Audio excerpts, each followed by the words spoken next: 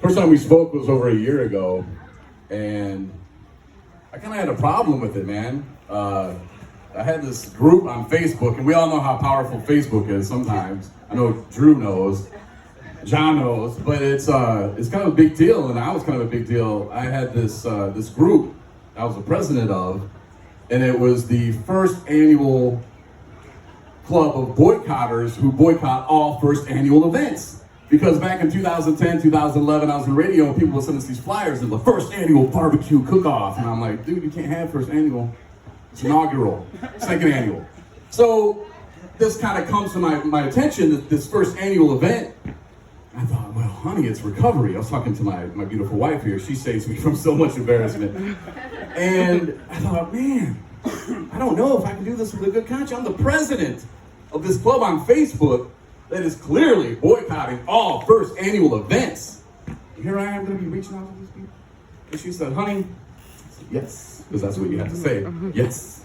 She's like, is it that big a deal? You got like, what, 40 people on there? Are you kidding me? This is recovery. I call her. And so I call her and I'm talking to her. And then I told her, I was like, you know, it's kind of a problem. And she just kind of laughed. She's like, yeah. And I was like, no, but I'm kind of serious. And then it never happened. And we were kind of like, damn, because of COVID. And then this year she called me. She's like, hey, we're doing it again. This time, though, I can call it the first annual since we didn't do it last year. This is technically the second one. I gave her a free pass. So I said, yeah. I was like, let's go. Let's do it. That's great, Jewel. And she's one of the type of people that I really love, because hearing Jewel's story, she was on our podcast, and hearing her and what she's been through and the things that she's done, and she sees a need for something, and she goes and she fills that hole. And that's something that I kind of am trying to do in Traverse City. And again, my wife saved me from some embarrassment on this one, because I thought I had single-handedly solved the homeless problem in Traverse City. This was just the other day. I'm in that bedroom like, honey, got this figured out? She's like, oh, jeez. I was like, no, I was talking to Tyrone. My friend Tyrone actually stays in Traverse City at the homeless place. He just got out of jail, can't find a place. He's got a record. Traverse City don't want him. Nope. He's like, I could go to sober living, but I have to pay money. I'll stay here. And then he tells me, Corey, man, people getting murdered in the woods, raped in the woods, men and women. I'm like, men too? He's like, yeah, it's rough. Like, Traverse City? He's like, yeah, he's from Detroit. He's like, yep, it's bad. I'm like, all right, well, here's what we're going to do, Tyrone. And we were at Buffalo Wild Wings on Tuesdays. They have specials. So we went there. And I was like, you guys, I got this figured out. What we're going to do is we're going to rob the homeless people. Well, wait, we'll take them and get them alcohol. We're going to get them drunk. We're going to rob them. We're going to take their, because they got money. How's it coming in? Is it what, their unemployment card, where they got Social Security? We'll rob, we'll take them, we'll burn them. And then we'll call the police and say, hey man, this guy's drunk, looked like somebody robbed him. We can do that about 9 times. I said, we could probably get away with it. That guy's drunk, we robbed him. Officer, we're just helping these people out. And then, so I'm telling my wife this, and she's just like, stone cold face. Okay. Isn't that great? Like, who should I call about this? Then the homeless people are just going to rob the other people. Shit, I didn't think about that. Yeah, she's right. If we steal from the homeless people, they're just going to go out, they're going to rob other people. So we're actually not even solving the problem. So that was a big embarrassment that she saved me from. So I do appreciate her for that. But she did tell me, don't get up there and start talking about time travel. We're going to talk about time travel. No, because I got to talk about time travel. Because, okay, think about it, though. I'm sorry. I probably should listen to you. But I traveled in time today. I did. I was about to leave. Jewel said to me, hey, it's going to run late. I get it. Your mom and dad are here. That's cool if you want to just it's going to run late. Free pass. See ya. I had it thinking, That's the first thought was like, look at mom, let's go. It's like, what you got to talk. Nah. Jewel said, it's cool. We can go. They even talked to my mom and dad. Nah, we can go. Let's just go. I committed to this. Booked a room for me. Drove down here. I'm ready to go. All right. So in my mind, I was gone. Now, if you watch Back to the Future, Back to the Future 2, Back to the Future 3, honey, just hear me out, baby. Not rehearsed at all. When they travel back in time, what's the one thing they can't do? Can't really change shit. Can't do nothing. No, don't tell yourself nothing. Well, as addicts, we're all like, man, if I could go back and do that again, I would do it all different. You can't. Not even in Back to the Future, you can't. So deal with it, you know? And as soon as we can get to that level of comfort with, yep, I did that. I called the police on my mom. I did that. That was me.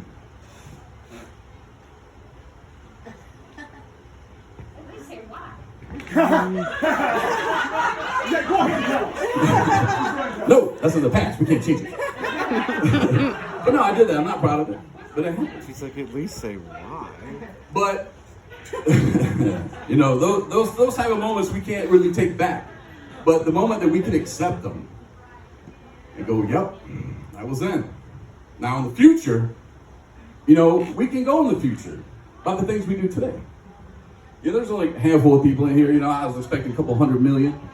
But, you know, but you're here for a reason. You know, and I'm here for a reason. I could have left. You know, I could have used Jewel out. Boom, gone. See? But I didn't. And I chose to stay here. You know, first of all, because I told God, I was like, I'm going to thank you when I get up on that stage. So I remember where I used to be.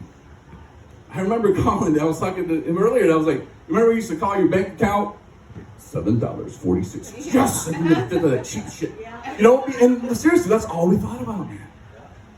That's no way to live, and I don't have to live like that anymore. And none of us do. You know, today I do have a choice. You know, skydiving, my ass, skydiving, you crazy ass. Yeah, we were in San Jose a month or so ago, and this guy gets up and he's like, man, he didn't really talk like that. The story's better. And no offense to Kentucky, but he was like, man, people are getting swept out to the ocean because they're going out there and the waiters ain't got a knife. You gotta cut it off because they just take you out. I guess he was going fishing and these waiters, but these people were out there and they didn't have a knife to cut it and whoo, just take it off. Man, we lost 8 people this week or something like that. I was like sitting there, I'm like, Jesus, man, like that's crazy. Who would do that?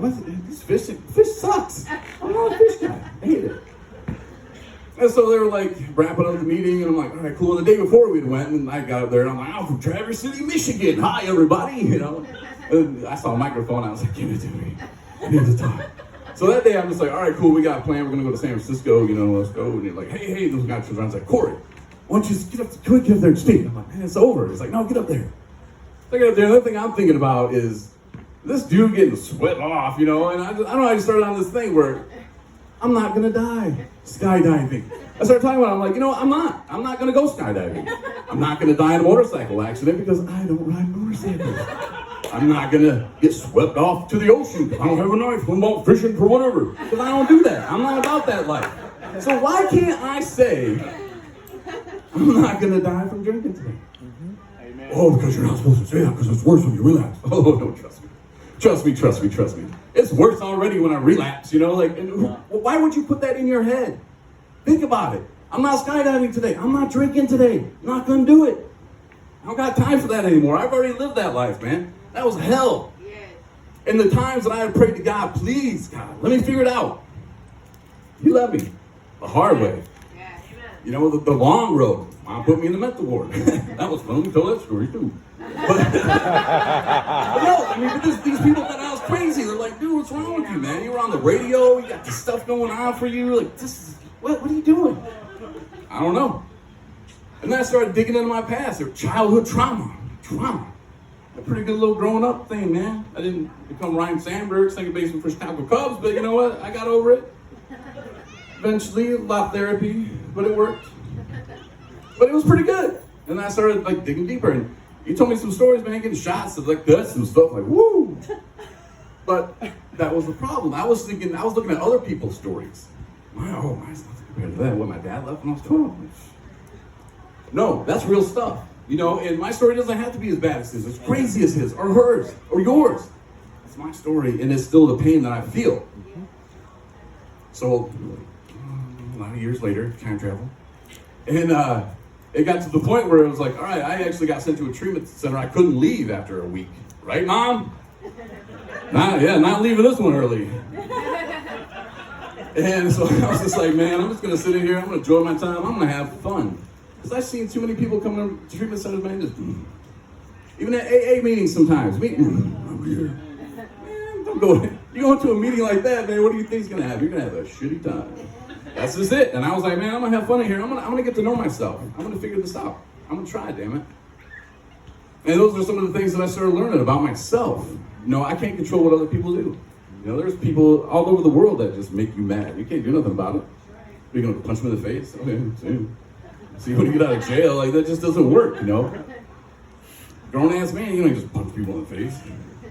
So, I mean, you could. It's not gonna go very well. You can't rob homeless people either, apparently. Just rob other people. But those are some of the things I started working on myself. Because, again, Mom, you would know, you can't do it for the person. As much as you want to. My boy Rob's supposed to be here today. He lives in Battle Creek. Rob was a huge heroin addict. I met him in treatment. He was in room 217. Rob got into a bad accident and almost killed somebody. So he was facing time, but he did this thing and he's out now. And Rob hasn't used heroin, so he said, in a year and a half. But now, Rob is a drunk. Rob's not here today. I tried to call him. I don't know where Rob lives. He lives in Battle Creek. He offered, hey man, you stay with me, man. He's all drunk, and he's not gonna remember this conversation. You know, and it's kind of funny, and it's not funny, how it circles around sometimes. You know, I'm dealing with people in recovery. We take people to treatment, and I hear people's stories, and I'm like, Jesus, man. Like, this is so much just like the crap I put people through. A lot of times, we don't even realize how much stuff we put people through. I was selfish. You know, I was on the radio. Like, people in Benton Harbor, man. People in Kalamazoo, I worked for RKR, too. Sometimes they know me. And, like, for me, it was like, oh, can't go to the store. Somebody's going to see me. I always go to them back alley stores, you know. And, oh, I'm going to get my liquor here. And I would just be afraid to go to Meyer because then someone would ask me, hey, man, what happened at the radio station? How come you're not there anymore? It was a very touchy situation for me. No, I can't do it. I can't do it. Not one time that I think Mom feels when she goes to the store and her friend comes up, hey, Sandy, is Corey still drinking? That's what they would tell you. Oh, it's Corey. Yeah, I saw his Facebook. He must be getting messed up again, you know? And I never once thought how it was going to affect my sister, my brother. I mean, my friends, people in that small community, they know them too.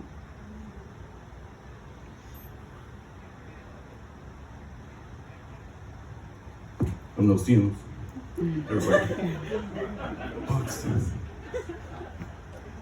I don't know. The moral of the story, though, I don't really know. There's really no moral, except time travel is awesome. But just, you know, working on yourself, becoming cool with it. And it wasn't until I could 100% accept the fact I could never drink again, you know, and be good with it. I was still chasing it, you know. There was a point in my recovery where I was like, well, you know, I can just BS around for a few years, get a job in California, nobody will know me, nobody knows I've got a drinking problem, nobody knows my liver failed and kidneys shut down, nobody will know none of that. No, I'll just be Corey, afternoon drive, man, flipping hot stacks of wax, yeah.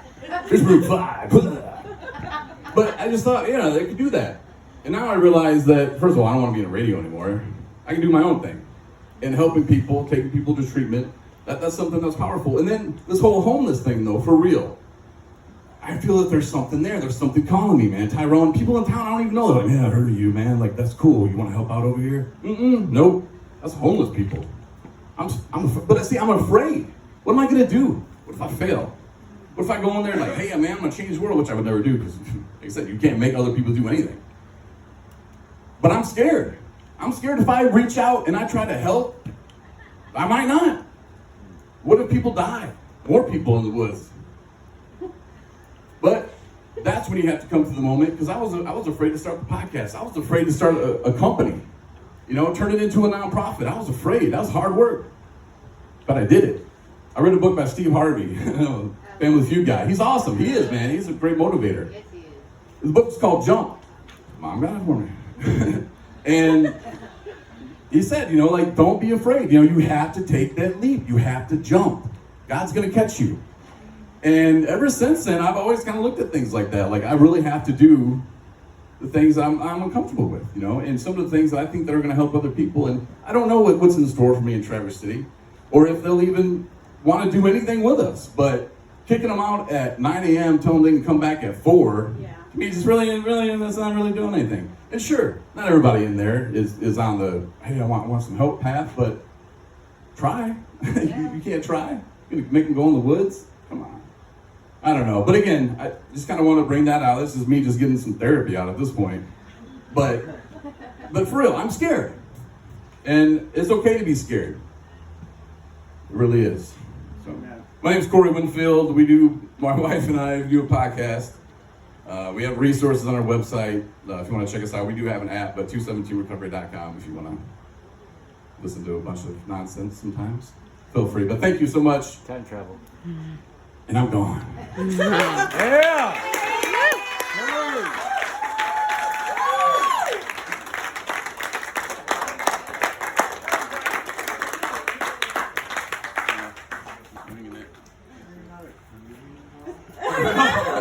So Mike didn't do the comedy show, but right there, Corey just hit it out of the park. So praise the Lord.